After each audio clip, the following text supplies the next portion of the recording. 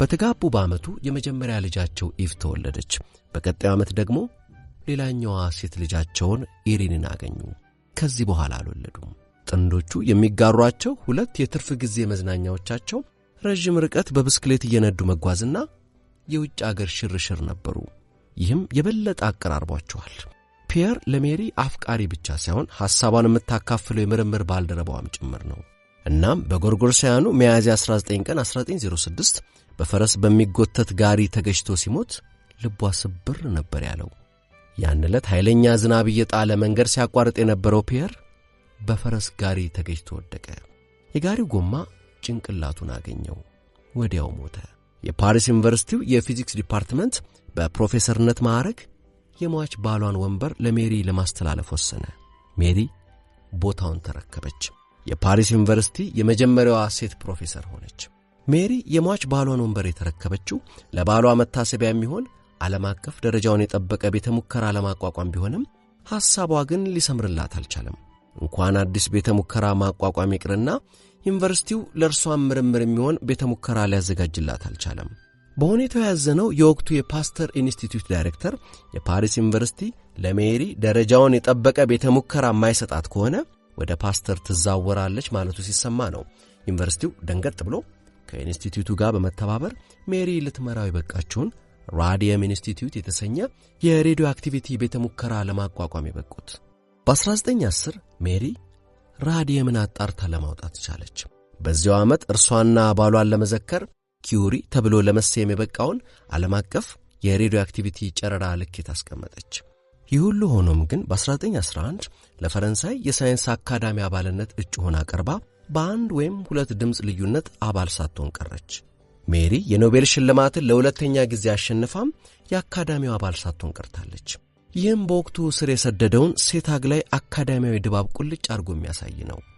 ሜሪ ለፈረንሳይ የሳይንስ አካዳሚ አባልነት እጩ ሆና በቀረበችበት ወቅት የውጭ ዜጋ ጠል ቀኝ ዘመም የፈረንሳይ ሚዲያዎች የአማኝ ነች፣ አይሁድ ነች የሚሉ የሐሰት ውንጀላዎችን በመለጠፍ የማጥላላት ዘመቻ ከፍተውባት ነበር። ሴት ልጇ ኢሪን እናቷ ስደተኛ በመሆኗ የፈረንሳይ ሚዲያዎች ምን ያክል አድሎ ያደርጉባት እንደነበር ስትገልጽ እነዚህ ሚዲያዎች ትላለች። እነዚህ ሚዲያዎች እናቴ ስደተኛ በመሆኗ ብቻ ሲያጥላሏት እንዳልከረሙ ዝናዋ በዓለም አቀፍ ደረጃ ሲናኝ ኖቤል ስትሸለም ግን ተመልሰው ታላቋ ፈረንሳይቷ ሳይንቲስት ይላሉ። ይህ የለየለት አስመሳይነት ነው ብላለች። የጎርጎሮሳውያኑ 1911 ለሜሪ የስኬትም የድብርትም ዓመት ነበር ማለት ይቻላል። ሁለተኛ የኖቤል ሽልማቷም በኬሚስትሪ ያገኘችው በዚያው ዓመት ነው። የኖቤል ኮሚቴ ራዲየምና ፖሎኒየም የተሰኙትን ንጥረ ቁሶች ወይም ኤሌመንቶች በማግኘቷ ራዲየምን አጣርታ ማውጣት በመቻሏ እንዲሁም በራዲየም ላይ ላካሄደችው ምርምር በሚል የዚያን ዓመት የኬሚስትሪ ዘርፍ የኖቤል ሽልማት ማሸነፏን ገለጸ። ይህም በሁለት የተለያዩ ዘርፎች የኖቤል ሽልማት ያሸነፈች የመጀመሪያዋ ሳይንቲስት አድርጓታል። ያው ዓመት ግን ሌላ ሕይወቷን አዋኪ ነገርም ነበር ይዞባት የመጣው። የፈረንሳይ ጋዜጦች ሜሪ ፖል ላንግቪን ከተባለ የባሏ ፒየር ተማሪ ከነበረ ባለትዳር ሳይንቲስት ጋር የፍቅር ግንኙነት እንደነበራት የሚገልጽ ዘገባ ይዘው ወጡ። ፖል ላንግቪን ሚስቱ ቁም ስቅሉን የምታሳየው በትዳሩ ደስተኛ ያልነበረ ሰው ነበር።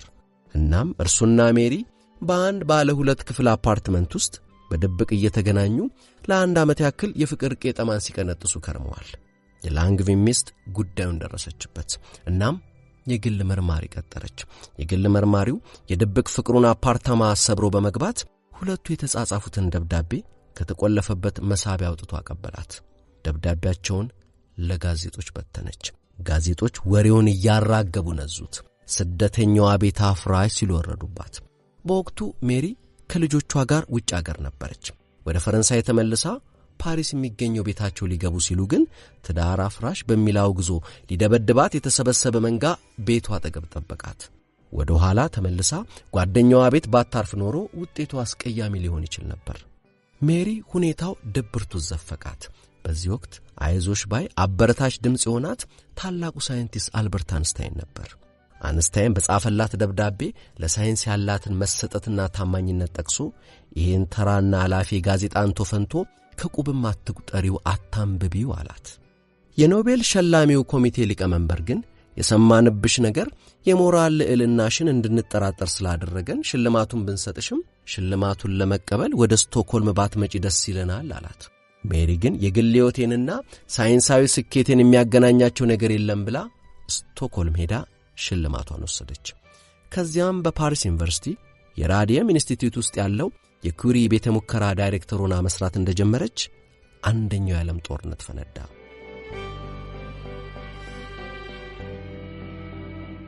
የፈረንሳይን ጦር ለማገዝ ለሚደረገው ርብርብ በኖቤል ሽልማት ገንዘቧ የጦርነቱን መርጃ ቦንድ ገዛች።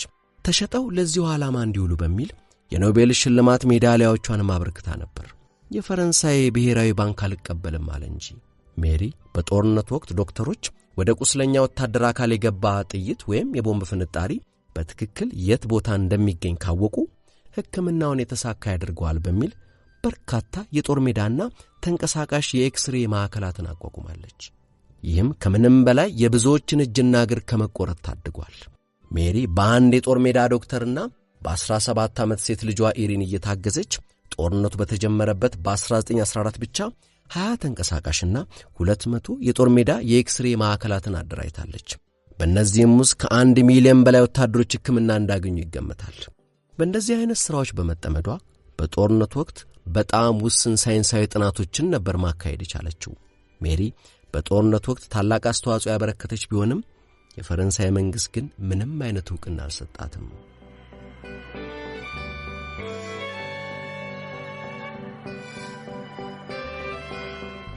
ሜሪ ራዲየም ላይ ለሚደረገው ምርምር ገቢ ማሰባሰብ መጀመሯን ተከትሎ የወቅቱ የአሜሪካ ፕሬዝዳንት ዋረን ጂ ሃርዲንግ ከአሜሪካ የተሰበሰበ 1 ግራም ራዲየም ሊያበረክቱላት ወደ ዋይት ሃውስ ጋበዟት። ይሄኔ ጉድፈላ። የፈረንሳይ መንግሥት ደነገጠ። የሁለት የኖቤል ሽልማት አሸናፊዋ ታላቋ ሳይንቲስት ለካንስ ከፈረንሳይ መንግሥት አንዳችም የክብር ኒሻን ተሰጥቷት አያውቅምና። በመሆኑም ታላቋ የፈረንሳይ ሳይንቲስት የሀገሯን የክብር ኒሻን ሳታደርግ ከአሜሪካው ፕሬዝዳንት ጋር ልትገናኝ ሆነ። ይሄኔ የፈረንሳይ መንግሥት በጥድፊያ የሀገሪቱን ታላቁን የክብር ኒሻን ላበርክትልሽ አላት። ባጣ ቆየኝ ነች እንዴ? ምን በወጣትና አልፈልግም አልቀበልም አለች። ሜሪ የምትመራው የራዲየም ኢንስቲትዩት በእርሷ የዳይሬክተርነት ዘመን ብቻ ሴት ልጇ ኢሪንና ባሏን ጨምሮ 4 የኖቤል ሽልማት አሸናፊ ሳይንቲስቶች መፍለቂያ መሆን ችሏል። በመጨረሻም ኢንስቲትዩቱ ከዓለማችን 4 ዋና ዋና የሬዲዮ አክቲቪቲ ምርምር ቤተ ሙከራዎች አንዱ ሆኗል። ኤክስሬና ሬዲዮ አክቲቪቲ በተገኙበት ዓመታት ጨረሮቹ በጤና ላይ ሊያደርሱ ስለሚችሉት ጉዳት አይታወቅም ነበር። እንዲያውም ራዲየም ለጤና ጠቃሚ ነው በሚል ራዲየም የተቀላቀለበት ውሃ ለሀብታሞች የሚቸበችቡ፣ ራዲየም ያለበት የጥርስ ሳሙና በውድ ዋጋ የሚሸጡ ነበሩ። የፊት መሸብሸብን ያስቀራል በሚል ራዲየም ያለበት ክሬም ፊታቸውን የተቀቡም ነበሩ፣ ያውም በውድ ዋጋ እየገዙ። ይህን የተጠቀሙም ካስከፊ የጤና ችግር እስከ ሞት ተዳርገዋል። ሜሪም በተለይም ራዲየምን በማጣራት ሂደት ለከፍተኛና ጎጂ የሬዲዮ አክቲቪቲ ቁስና ጨረር ተጋልጣ ነበር። በብልቃጥ ያለ ራዲየም በኪሷ ይዛ ትዞር፣ የጠረጴዛ መሳቢያ ውስጥም ታስቀምጥ ነበር። በጦርነቱ ወቅትም ያ ሁሉ ቁስለኛ ኤክስሬ በሚነሳበት ወቅት በከፍተኛ ሁኔታ ለጨረሩ ተጋልጣለች። ለጨረሩ ከልክ በላይ መጋለጥ የሚያመጣውን ጉዳት ብታውቅም ፋታ የማይሰጥ የጦርነት ወቅት ነውና ራሷን ከጨረሩ ለመጠበቅ የተመቸ ሁኔታ አልነበረም። በመሆኑም ቀስ በቀስ ጤናዋ እየከዳት መጣ። ከዕድሜዋ በላይ አርጅታ ታየች። በመጨረሻም ለከፍተኛ ጨረር በመጋለጥ ሳቢያ በሚከሰት አፕላስቲክ አኒሚያ በሚሰኝ መቅኒን በሚያጠቃ በሽታ ተጠቃች። በሽታው የአጥንት መቅኒ የደም ሕዋሳትን በበቂ መጠን እንዳያመርት የሚያደርግ ነው። በዚሁ ሳቢያ በሐምሌ 4 ቀን 1934 በ66 ዓመቷ ከዚህ ዓለም በሞት ተለየች። ከባሏ ጎን ተቀበረች።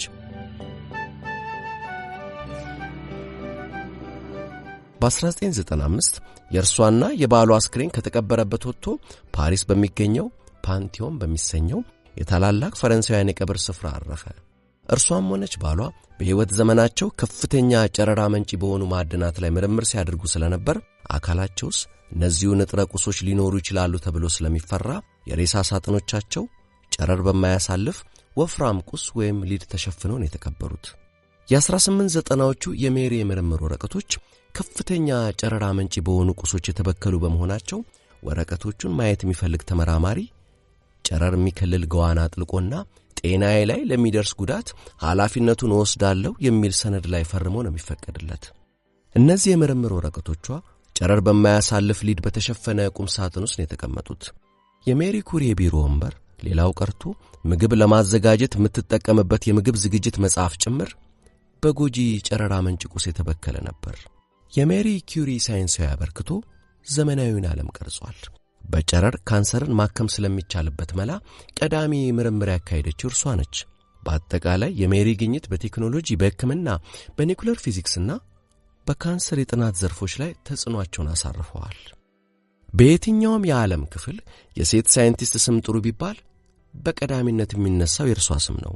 ለእውቀት ያላት ጥማት፣ ለምርምሮ ያላት መሰጠትና ቁርጠኝነት በሕይወቷ የተጋረጡባት መሰናክሎች ሳይሰብሯት ለታላቅ ስኬት መብቃቷና ከስኬቷ በኋላ ያልተለያት ደግነቷ፣ ሰብአዊነቷና ትሕትናዋ በቅርብ የሚያውቋት የሚያነሱት፣ ታሪኳን ያነበቡ የማይረሱት ነው። ራዲየምን ያጣራችበትን ስልት በፓተንት ባለመብትነት ማስመዝግቧን በመተው ምርምርን ያበረታታል በሚል ሁሉም በነጻ እንዲጠቀምበት ፈቅዳለች። እርሷም ሆነች ባሏ ሽልማትና ሜዳሊያን ይሸሹ ነበር። ሽልማትም ሆነ ገንዘብ አይገባኝም፣ መስጠት ካለባችሁ ለእኔ ሳይሆን ላለውበት ተቋም ስጡ ማለቷ ይነገርላታል። አንስታይን ደግሞ እንዲህ ሲል ነበር የገለጻት።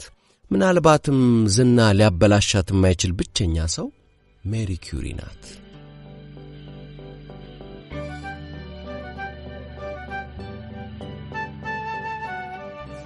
የሜሪ ኩሪን ትውስታ ተሰናብቼ ፓሪስን ለቅቄ ልሄድ ስል የሜሪ ኩሪ ሕልም ታወሰኝ።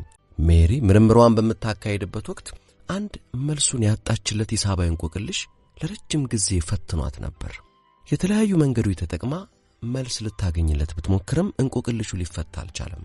ሜሪ በቀላሉ እጅ የምትሰጥ ሴት እንዳልሆነች ግልጽ ነው። ስለዚህም አቅሟን አሟጣ አይምሮዋን ጨምቃ ለወራት ታተረች፣ ለፋች። በመጨረሻ ግን ደከመች፣ ተረታች። ወረቀቶቿ የተከመሩበትን ጠረጴዛዋን ለቃ በድካም አልጋዋ ላይ ተዘረረች። ጭልጥ ያለ እንቅልፍ ወሰዳት። እናም በሕልሟ ያ ሲፈትናት የነበረው ሂሳባዊ እንቆቅልሽ በቀላሉ እንዴት እንደሚሠራ ወለል ብሎ ተገለጸላት። እንቅልፏን ጠግባ ተነስታ በሕልሟ ያየችውን አሰራር ወረቀት ላይ ልታሰፍር ወደ ጠረጴዛው ስትሄድ በሕልሟ ያየችው አሰራር ወረቀት ላይ ሰፍሮ አገኘችው። ዓይኗን ማመን አልቻለችም። ማን ነው መልሱን የጻፈው? ግን ደግሞ የእጅ ጽሑፉ የእርሷ የራሷው ነው። እንዴት ሊሆን ይችላል? ቀስ በቀስ በደብዛዛው የሆነ ነገር ታወሳት። ጠረጴዛው ላይ ስትጽፍ በሕልሟ ማየቷ ትዝ አላት።